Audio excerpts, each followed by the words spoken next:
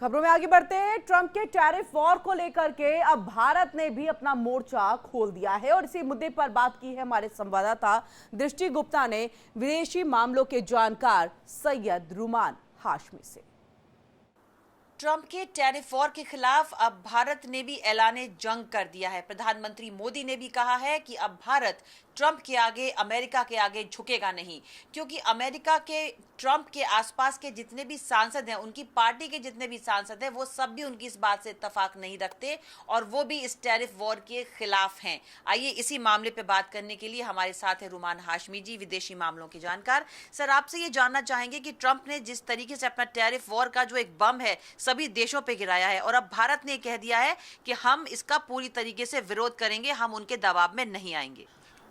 देखिए, प्रधानमंत्री मोदी का जो ये स्टैंड है, जो उन्होंने बयान दिया है कि भारत किसानों के हक से पीछे नहीं हटेगा, उसके इंटरेस्ट के साथ कोई कंप्रोमाइज़ नहीं करेगा और ये होना भी चाहिए, क्योंकि डोनाल्ड ट्रंप नहायत अनप्रिडिक्टेबल जो हैं लीडर हैं। वो ट्रेडिशनल लीडर नहीं हैं, उनको ज़्यादा पॉलिटिक्स की समझ नहीं है। अमेरिका में जो परेशानी है, लोग अमेरिका में होमलेस हो रहे हैं, बड़े बड़े शहरों में आप देखिए फुटपाथ के किनारे लोग सो रहे हैं। मॉर्गेज को लेकर के, हाउस मॉर्गेज को लेकर कितने सुसाइड के केसेस आते हैं, बेरोजगारी बढ़ रही है।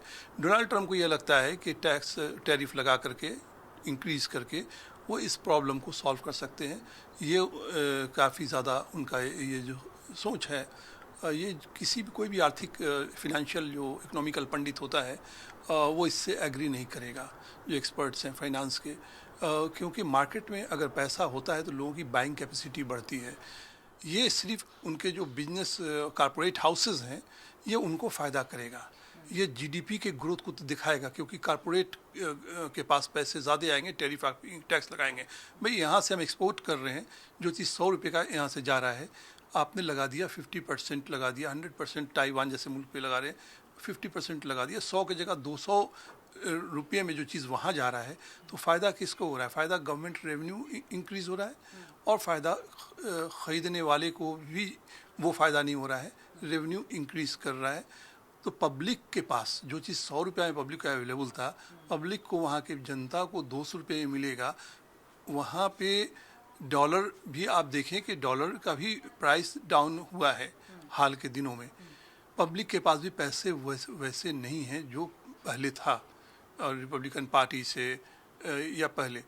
डोनाल्ड ट्रंप को ये बात समझनी चाहिए, इसी वजह का अपोज भी हो रहा है। जो उनका जो वोट बैंक था, जिसको वोट बैंक कहते हैं, रूलर क्लास, और जो मागा, जो मेक अमेरिका ग्रेट अगेन, जो उसके सपोर्टर थे, मागा के सपोर्टर थे, ये भी अब दुखी हैं। उसका सबसे बड़ा एग्जांपल तो ये है कि एलन मस्क, उनका मुबोला बेटा एलन मस्क बने हुए थे, एलन मस्क से उनके 36 के रिश्ते हो गए, ताल्लुकात ख़राब हो गया, उनके एडवाइज़र्स उनको एक्स हो गए, एडवाइज़र उनको रिज़ाइन करके जा रहे हैं और इस टैरिफ के ख़िलाफ़ में उनके बयान आ रहे हैं। उनके खुद रिपब्लिकन पार्टी के प्रोमिनेंट सेनेटर जो हैं, वो कई ऐसे हैं जिन्होंने टैरिफ के अगेंस्ट में बयान दिया है और ये कहा है कि भारत के अगेंस्ट तो कम से कम टैरिफ जो 50% किया है लगानी चाहिए। भारत हमारा सामरिक पार्टनर है, स्ट्रेटेजिक पार्टनर है, ख़ास करके चाइना के अगेंस्ट अगर देखें, ख़ास करके टेररिज्म के अगेंस्ट अगर देखें, आतंकवाद के ख़िलाफ़ देखें।